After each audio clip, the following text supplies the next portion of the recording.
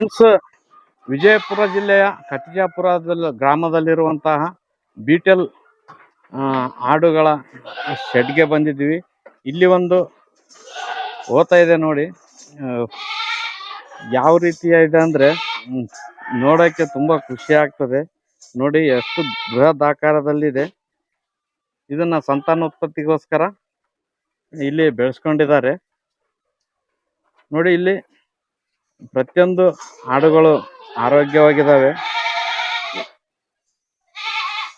ಇಲ್ಲಿ ವಿಶೇಷವಾಗಿ ಪದ್ಧತಿ ಪ್ರಕಾರ ಇಲ್ಲಿ ಆಡು ಸಾಕಾಣಿಕೆ ಮಾಡ್ತಾ ಇದ್ದಾರೆ ನೋಡಿ. ಪ್ರತಿಯೊಂದು ವಯಸ್ಸಿನ ಆಡುಗಳು ಒಂದೊಂದು ಸೆಕ್ಷನ್ ನಲ್ಲಿ ಹಾಕಿದ್ದಾರೆ.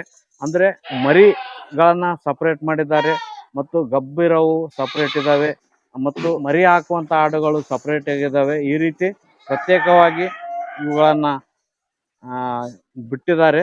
ಅವುಗಳ ನೋಡಿಕೊಳ್ಳಿಕ್ಕೆ ಅನುಕೂಲ ಆಗ್ತದೆ ಅನ್ನುವ ಕಾರಣದಿಂದ ಈ ರೀತಿಯಾಗಿ ಇಲ್ಲಿ ಆಡುಗಳನ್ನ ಸಾಕಾಣಿಕೆ ಮಾಡ್ತಾ ಇದ್ದಾರೆ.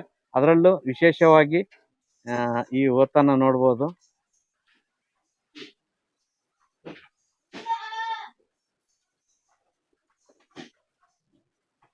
ರಜಾ